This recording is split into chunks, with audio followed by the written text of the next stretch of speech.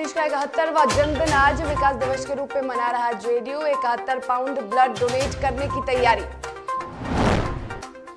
UP में छठे चरण के लिए आज थम जाएगा प्रचार। गोरखपुर में योगी और अखिलेश यादव होंगे आमने सामने। महाशिवरात्रि पर निकलेगी बारात। भगवान शिव के मंदिरों में श्रद्धालुओं की उमड़ी भीड़। मंदिरों में जलाभिषेक शुरू।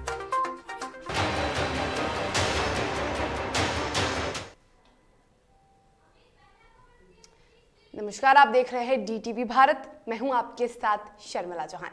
आज महाशिवरात्रि का पर्व है। हर शिव भक्त भोलेनाथ को प्रसन्न करने के लिए शिवलिंग का जलाभिषेक शुरू कर दिया है। बता दें कि महाशिवरात्रि के अवसर पर मंगलवार को शहर से भगवान शिव की भव्य शोभा यात्रा निकाली जाएगी। शहर के भयहरण स्थान के अलावा ग्रामीण क्षेत्र के कई मंदिरों से निकलने वाली शिव बारात में भूत बेतालों के साथ दर्जनों झांकियां भी निकाली जाएंगी। तो आज महाशिवरात्रि है और महाशिवरात्रि में आज शिवजी की बारात निकलेगी। शिव मंदिरों को सजा दिया गया है और सिर्फ मंदिर को सजाया ही नहीं गया है, मंदिर में अष्टजाम भी कराए जा रहे हैं। धूमधाम से जितनी भी विधि विधान है वो मंदिर में कराई जा रही है। आज भगवान शिव का विवाह है मां गौरी के साथ और ऐसे में एक दिन पहले कई मंदिर में मटकोर भी मनाया गया।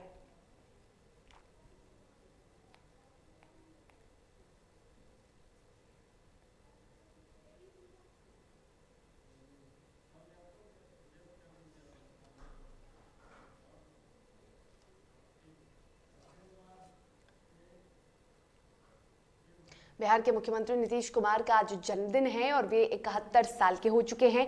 सीएम के जन्मदिन पर हर तरफ से बधाइयां आ रही हैं। बिहार सहित देश के बड़े नेताओं ने मुख्यमंत्री नीतीश कुमार को जन्मदिन की शुभकामनाएं देनी शुरू कर दी है।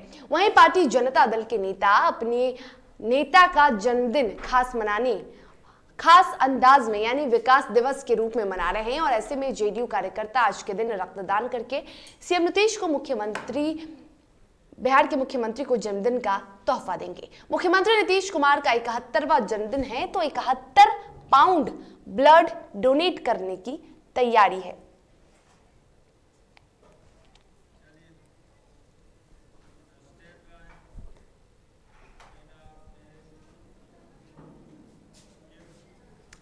बिहार के डिप्टी सीएम और वित्त मंत्री तारकिशोर प्रसाद ने सोमवार को लगातार दूसरी बार बिहार का बजट पेश किया। वित्तीय वर्ष 2022-23 में 2 लाख करोड़ से अधिक का बजट पेश किया गया। बजट में क्या कुछ खास है, इसको लेकर एक खास रिपोर्ट देखिए।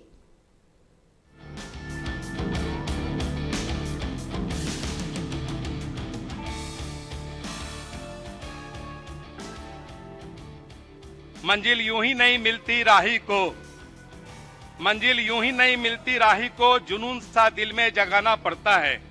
इस वैश्विक महामारी के कारण विश्व की अर्थव्यवस्था में 3% की गिरावट दर्ज की गई। बिहार का वित्तीय वर्ष 2022-23 का बजट हुआ पेश। वित्त मंत्री तारकिशोर प्रसाद ने बजट किया पेश। 2 लाख करोड़ से अधिक का है ये बजट। सरकार ने विकास का 6 सूत्रीय मॉडल किया पेश।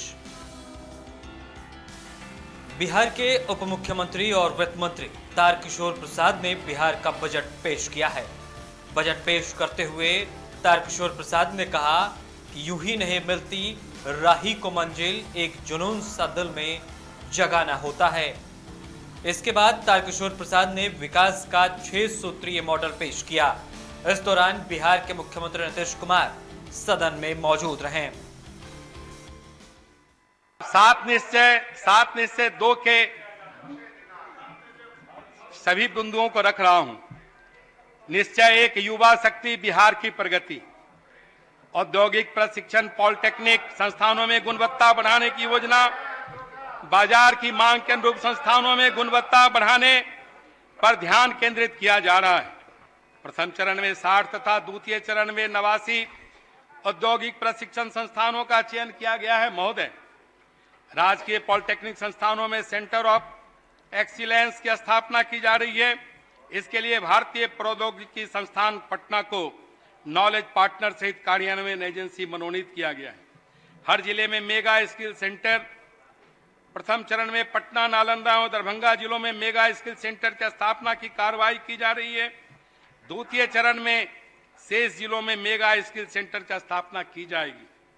हर प्रमंडल में टूल रूम, महिला आईटीआई परिसर बरारी भागलपुर में बिहार स्किल डेवलपमेंट मिशन के दिशा निर्देशों के तहत CIPET द्वारा दिनांक 16/10/2021 से प्रथम बैच तथा दिनांक 15/11/2021 से द्वितीय बैच में 40-40 प्रशिक्षणार्थियों को प्रशिक्षण दिया जा रहा है। महोदय, मंजिल यूं ही नहीं मिलती राही को, मंजिल यूं ही नहीं मिलती राही को, जुनून सा दिल में जगाना पड़ता है।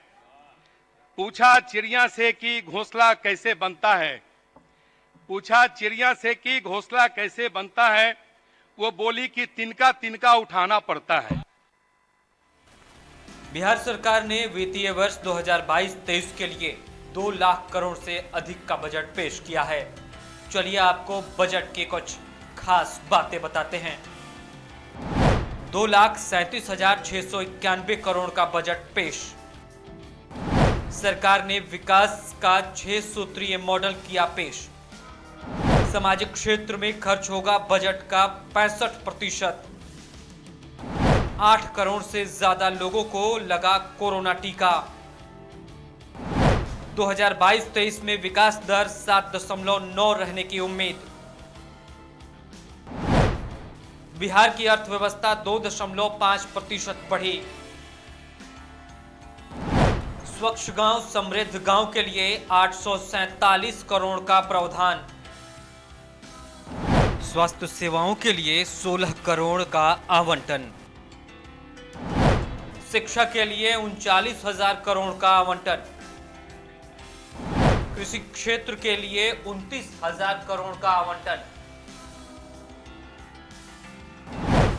88 लाख घरों में नल जल योजना का पहुंचा लाभ।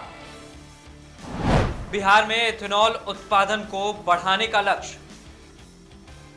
बिहार के बजट में युवाओं पर ध्यान देने की बात कही गई। 7 निश्चय में युवा शक्ति पर ध्यान होगा।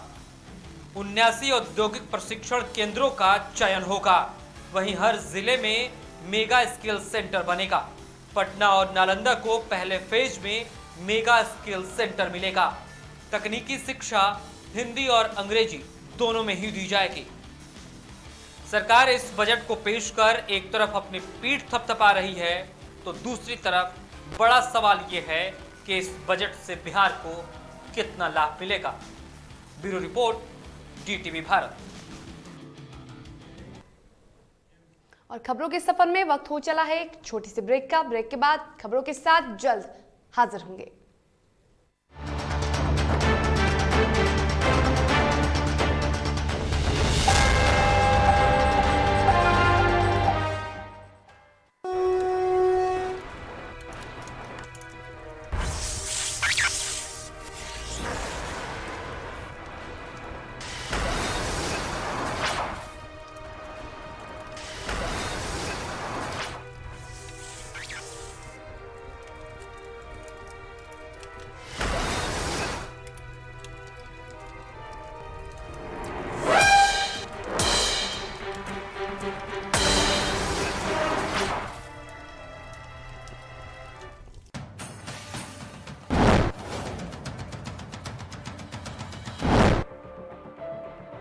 बात होगी सत्ता की,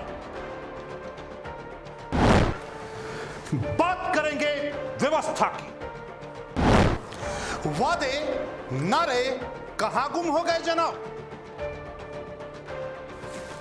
किसान, मजदूर, नौजवान सब हैं परेशान।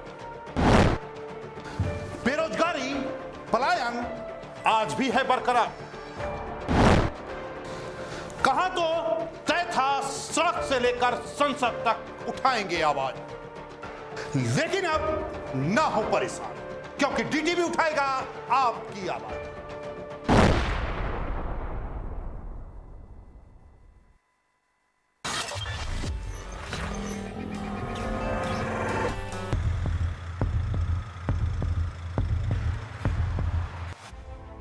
खबरें तमाम, देश के नाम, हर सुबह हर शाम हमारी मुहिम से मिली नई पहचान, बिगड़े हालातों में भी बेहतर परिणाम, रहेंगे हर पल आपके साथ। स्थितियां जो भी हों, आप तक खबरें पहुंचाएंगे। कोरोना जैसे संकट में न दूर थे न दूर जाएंगे। समाज से जुड़े हर मुद्दे को उठाएंगे। अगर होगा गलत तो मुहिम चलाकर विरोध भी जताएंगे। पत्रकारिता का हर फर्ज निभाएंगे, क्योंकि हम हैं डीटीवी भारत। देश की राजनीति में क्या चल रहा है? क्या कुछ बड़ा होने जा रहा है? क्या राजनीतिक खिचड़ी पक रही? क्या सियासी गलियारों में गर्माहट बढ़ रही? आपके उलझे सवालों को हम समझाएंगे।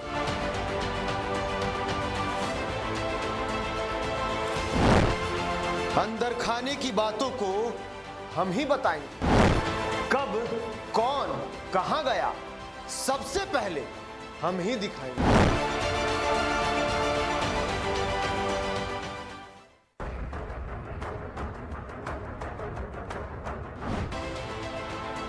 खबरों की भरमार में खबरों की मार में खबरें आपके सरोकार की, खबरें जो होंगी आपकी दरकार की। देखिए हमारे साथ पूजा का पक्ष।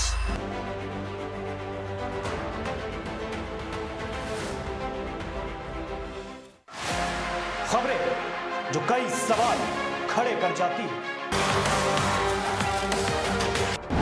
खबरें जो आपको आईना दिखाती हैं, खबरें जो आपको सचेत कर जाती हैं। उन सभी खबरों पर होती है हमारी नजर, जो होती हैं खबरें आपके सरोकार की। वो खबरें दिखाते हैं हम।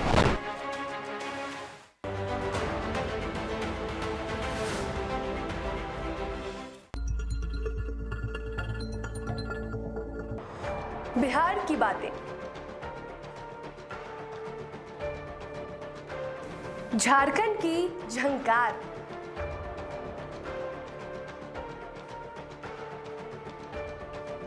यूपी के रास्ते दिल्ली की सियासत की बात,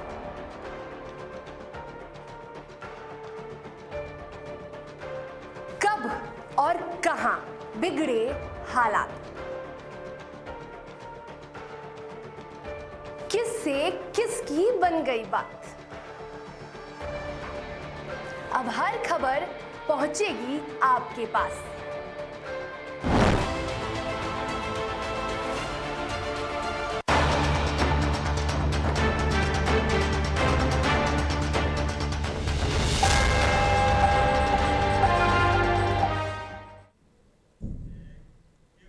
ब्रेक के बाद एक बार फिर से आप सभी का स्वागत है। खबरों में आगे बढ़ेंगे, बात करेंगे समस्तीपुर की। समस्तीपुर जिले के सराय रंजन के रुपौली निवासी जेडीयू नेता के मौत का मामला अब सियासी लड़ाई बन चुका है, तो दूसरी ओर न्याय को लेकर लगातार प्रदर्शन भी किए जा रहे हैं। और इसी कड़ी में हत्याकांड के सभी आरोपियों को गिरफ्तार कर स्पीडी ट्रायल से सजा दिलाने, घटना की उच्च स्तरीय जांच कराने की मांग, मृतक के परिजनों को 20 लाख रुपए मुआवजा और सरकारी नौकरी देने की मांग को लेकर भाकपा, माले, इंसाफ मंच और अन्नौस के कार्यकर्ताओं ने अपने अपने हाथों में झंडे, बैनर लेकर मुसरी घरारी में विशाल न्याय मार्च निकाला।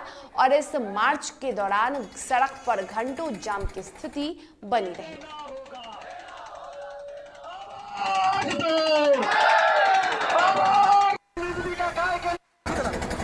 देखिए जोन में ये समस्तीपुर को प्रयोग स्थली बना दिया आरएसएस के लोग, भाजपा के लोग कि आपको उजियारपुर में एक देवी मंदिर थी, वहां पर भी सांप्रदायिक। बिहार में शराबबंदी कानून का सख्ती से पालन करवाने के लिए बिहार सरकार और मद्य निषेध विभाग कार्य कर रहा है और इसी कड़ी में मद्य निषेध विभाग ने एक बड़ा फैसला लिया है। उत्पाद विभाग के आयुक्त कृष्ण कुमार ने बताया कि शराब तस्करों को बख्शा नहीं जाएगा। शराब पीने वाला व्यक्ति यदि शराब तस्कर की सही जानकारी देता है तो उसे छूट दी जाएगी, जेल नहीं भेजा जाएगा। उन्होंने ये भी बताया कि यह फैसला इसलिए लिया गया क्योंकि अब तक करीब 3.5 से 4 लाख व्यक्तियों को शराब पीने के आरोप में जेल भेजा गया है। यदि शराब पीने वाला हर व्यक्ति हमारी मदद करता है तो विभाग भी उसकी मदद करेगा। उसकी सुरक्षा की जिम्मेदारी विभाग की होगी।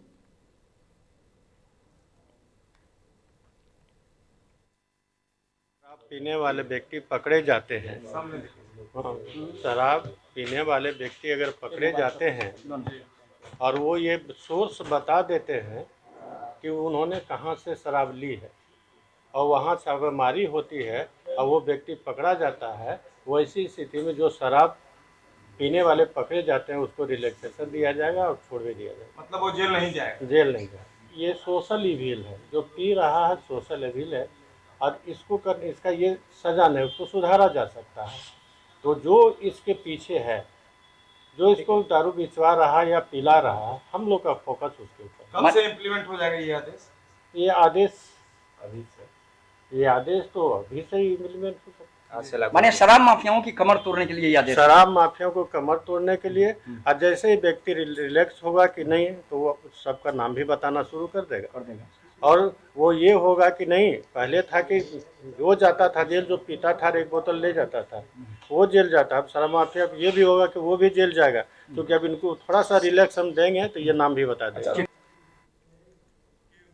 और पटना में मद्य निषेध उत्पाद विभाग ने होली को लेकर विशेष अभियान चलाया है और इस अभियान के तहत गुप्त सूचना के आधार पर गांधी सेतु पुल पर वाहन चेकिंग के दौरान अवैध शराब से लदी ट्रक को पकड़ा गया, जिसमें 13,000 अरुणाचल प्रदेश निर्मित अवैध शराब की बोतलें पाई गई और इसमें 3,000 बल्क लीटर विदेशी शराब पाया गया। इस अभियान के दौरान शराब के साथ साथ ट्रक और ट्रक ड्राइवर को भी गिरफ्तार किया गया है।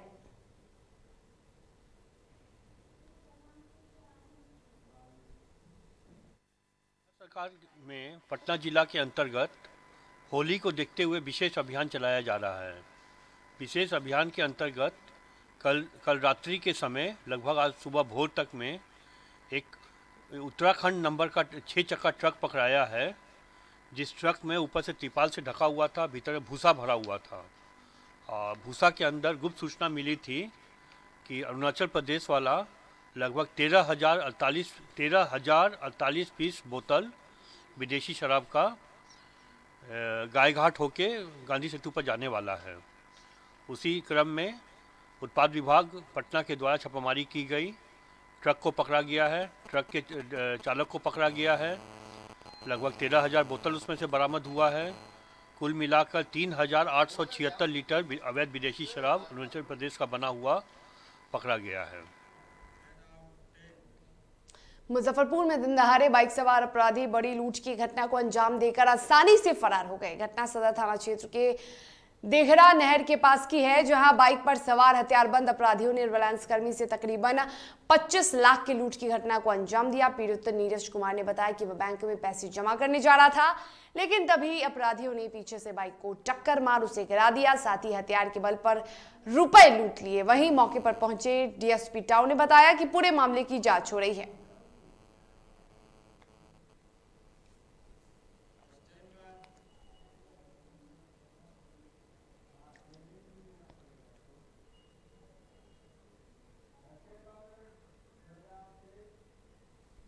खबर मोतिहारी की है, जहां बाइक एजेंसी के मैनेजर से 7 लाख रुपए की लूट की गई है। बताया जा रहा है कि पीड़ित मैनेजर बैंक में रुपए जमा करने जा रहा था और इसी दौरान बाइक सवार बदमाशों ने हथियार के बल पर 7 लाख रुपए की लूट कर ली और फरार हो गए। घटना की सूचना मिलते ही पुलिस मौके पर पहुंची और पूरे मामले की तफ्तीश कर रही है।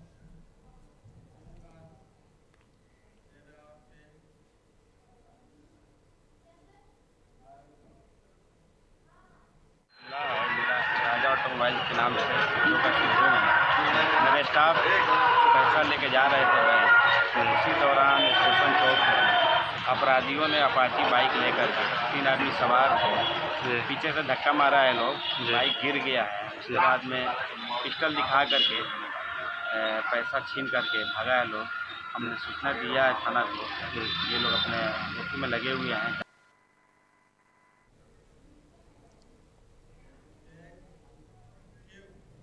यूपी के खबरों पे नजर डालेंगे।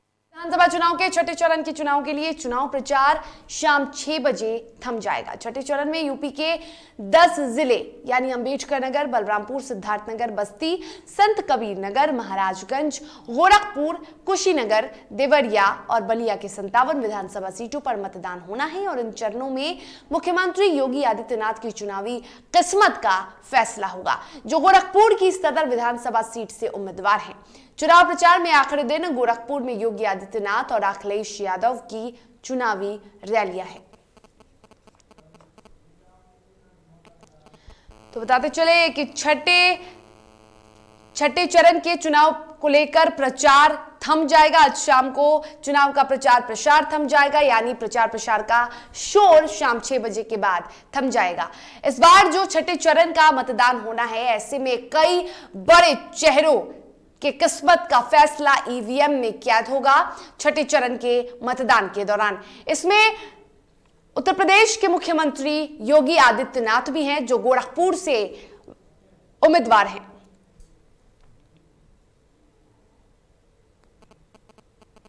और गोरखपुर में एक तरफ सपा सुप्रीमो अखिलेश यादव आज जनसभा करने वाले हैं, तो दूसरी ओर योगी आदित्यनाथ भी जनता को संबोधित करेंगे।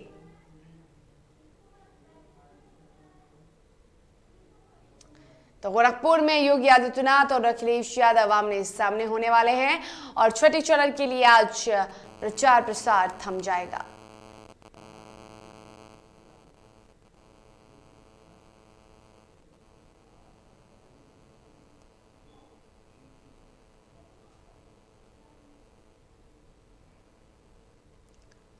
तो छठे चरण का चुनाव है उत्तर प्रदेश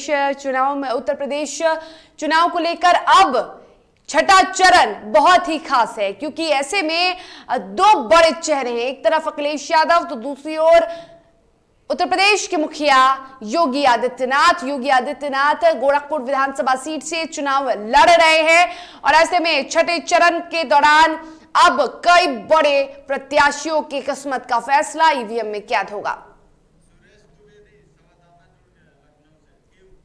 और लखनऊ से हमारे साथ हमारे संवाददाता सुरेश द्विवेदी जुड़े हुए हैं। सुरेश, अगर बात करें छठे चरण की, तो छठे चरण में कई बड़े चेहरे हैं, कई बड़े दिग्गज नेता हैं जिनकी किस्मत का फैसला होने वाला है। जी बिल्कुल, बता दें कि ये 6वें चरण का मतदान जो है 2 दिन बाद होना है, जिसका आज प्रचार का अंतिम दिन है। ऐसे में सभी नेता अपनी अपनी ताकत झोंक रहे हैं। तो कल अखिलेश यादव के साथ गोरखपुर में विशाल जनसभा को संबोधित किया। हालांकि इस जो छठे चरण का चुनाव है, इसमें सबसे बड़ा चेहरा जो है वो मुख्यमंत्री के रूप में जो योगी आदित्यनाथ जी गोरखपुर से चुनाव लड़ रहे हैं, उनकी सीट दिलचस्प मुकाबला है। वहां से आजाद पार्टी के चंद्रशेखर रावण जी जो है वहां से उन्होंने पर्चा भरा है। कहीं ये सीट जो है बहुत हाईटेक सीट मानी जा रही है गोरखपुर की, जिसपे योगी आदित्यनाथ जी चुनाव लड़ रहे हैं। बिल्कुल हाईटेक सीट मानी जा रही है। ऐसे में आज भी दो यानी कि सपा सुप्रीमो और योगी आदित्यनाथ आमने सामने होने वाले हैं, दोनों जनसभा करने वाले हैं। बिल्कुल बिल्कुल, जिस तरह से प्रदेश की राजनीति अंतिम दौर में चल रही है, 6वें चरण का चुनाव है, ऐसे में बड़े बड़े दिग्गज नेता आमने सामने होकर एक ही जिले में प्रचार कर रहे हैं। तो कहीं ना कहीं जनता ये बात को समझ रही है कि लोग अपनी अपनी बातें बता रहे हैं कि किस तरह से अपने पाले में लाने के लिए कि हमारे पाले में आकर हमारे पार्टी को वोट दीजिए, जिससे हमारी सरकार बने। तो अपनी अपनी पूरी ताकत जो है दोनों नेता उत्तर प्रदेश में झोंकते हैं। हालांकि इस बार जो है पूरे प्रदेश में सपा और बसपा के साथ साथ जो है भाजपा भी अपनी ताकत को झोंक कर अपने पाले में लोगों को लाने के लिए, जिससे जीते और सर्वोच्च कुर्सी जो सदन की होती है, लखनऊ उत्तर प्रदेश की होती है, उसमें वो जाकर अपनी सरकार बना सकें। जी बिल्कुल बिल्कुल। और आज देखना ये होगा कि जब गोरखपुर में दो दिग्गज नेताओं का जनसभा होता है तो जनता किस पर, यानी कि दोनों नेता किस पर भारी पड़ते हैं एक दूसरे पर। चलिए, फिलहाल तमाम जानकारी के लिए आपका बहुत शुक्रिया सुरेश। तो आज छठे चरण का प्रचार प्रसार है जो कि आखिरी है और 6 बजे तक थम जाएगा। फिलहाल इन खबरों के सफर में इतना ही। तब तक के लिए हमें दीजिए इजाजत। आप स्वस्थ रहिए, सुरक्षित रहिए और देखते रहिए DTV भारत। नमस्कार।